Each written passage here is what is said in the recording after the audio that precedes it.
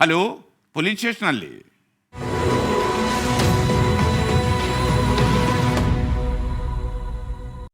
മൈനാക്കപ്പള്ളിയിൽ scooter യാത്രക്കാരിയെ car കയറ്റി കൊലപ്പെടുത്തിയ കേസിൽ പ്രതികളെ കസ്റ്റഡിയിൽ വാങ്ങാൻ പോലീസ്. പ്രതികൾക്കായി നാളെ കസ്റ്റഡി അപേക്ഷ കൊടുക്കുന്നുണ്ട്. പ്രതികൾക്ക് തക്കതായ ശിക്ഷ നൽകണമെന്ന് മരിച്ച കുഞ്ഞുമോളുടെ മകൾ ഇന്ന് ആവശ്യപ്പെട്ടു. അജ്മലിൻ്റെ ലൈസൻസ് മോട്ടോർ വാഹന വകുപ്പ് ഉടൻ സസ്പെൻഡ് ചെയ്യും. അജ്മലിനെയും ഡോക്ടർ ശ്രീകുട്ടിയെയും നാട്ടുകാർ പിന്തുടർന്ന് പിടികൂടുന്ന ദൃശ്യങ്ങൾ ഇന്ന് പുറത്തു വന്നു. ഇനി ശിക്ഷ കൊടുക്കുക, അത്രയേ ഉള്ളൂ. അവന് കൊടുക്കാൻ പറ്റുന്ന, ഇവർക്ക് രണ്ടുപേർക്കും കൊടുക്കാൻ പറ്റുന്ന ഏറ്റവും വലിയ ശിക്ഷ തന്നെ കൊടുക്കുക. ആ വീഡിയോയ്ക്കകത്ത് ഞങ്ങൾ വ്യക്തമായിട്ട് കണ്ടു. അങ്ങനെ ചെയ്തില്ലായിരുന്നെങ്കിൽ ഞങ്ങൾക്ക് അവിടെ ചായ കിട്ടിയേനെ.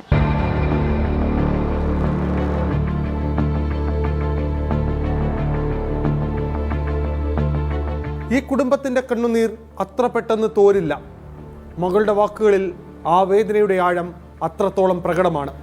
അതുകൊണ്ട് തന്നെയാണ് വഴിതടച്ചുള്ള വേഗത്തിലുള്ള അന്വേഷണം പോലീസ് നടത്തുന്നത്.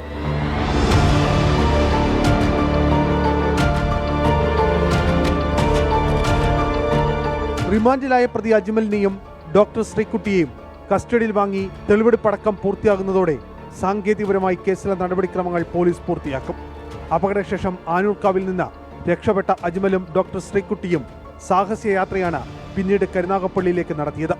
കടുത്ത ചേസിങ്ങിനൊടുവിലാണ് പിന്തുടർന്ന് ബൈക്കിലെത്തിയവർ ഇടക്കുളങ്ങര ഭാഗത്ത് വെച്ച് ഇരുവരെയും പിടികൂടിയത്. ഇതിന്റെ CCTV ദൃശ്യങ്ങൾ 24 പുറത്തുവിട്ടു.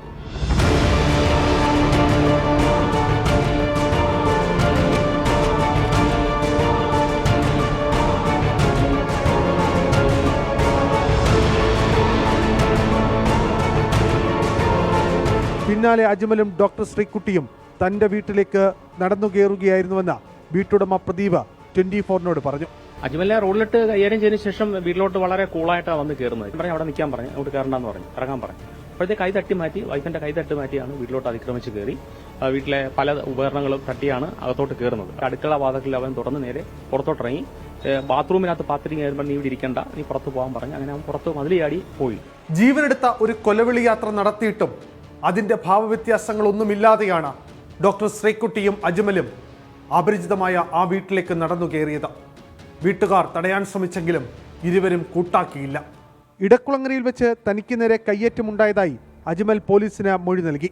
സംഭവത്തിൽ പോലീസ് കേസെടുത്തിട്ടുണ്ട്. വൈദ്യപരിശോധനാ റിപ്പോർട്ടിന്റെ അടിസ്ഥാനത്തിലാണ് പോലീസിന്റെ നടപടി. കേസിന്റെ പശ്ചാത്തലത്തിൽ അജ്മലിന്റെ ലൈസൻസ് ഉടൻ സസ്പെൻഡ് ചെയ്യുമെന്ന് മോട്ടോർ വാഹന വകുപ്പും അറിയിച്ചു. അന്വേഷണ ഉദ്യോഗസ്ഥന്റെ റിപ്പോർട്ടിന്റെ അടിസ്ഥാനത്തിലാകും മോട്ടോർ വാഹന വകുപ്പിന്റെ നടപടി. അജ്മലിന്റെ കൂടി വിശദീകരണം കേട്ട ശേഷം ലൈസൻസ് അടക്കം റദ്ദു ചെയ്യാനും നടപടിയുണ്ടായേക്കും. തൻ്റെ കൺമുന്നിൽ ഒരു ജീവൻ പിടയുമ്പോൾ കാണാതെ പോയ ഡോക്ടർ ശ്രീകുട്ടിയുടെ മനോനിലയും മദ്യലഹരിയിൽ സുഹൃത്തുമായി അജ്മൽ നടത്തിയ കൊലവിളി യാത്രയും അത്ര പെട്ടെന്ന് മലയാളി മറക്കില്ല.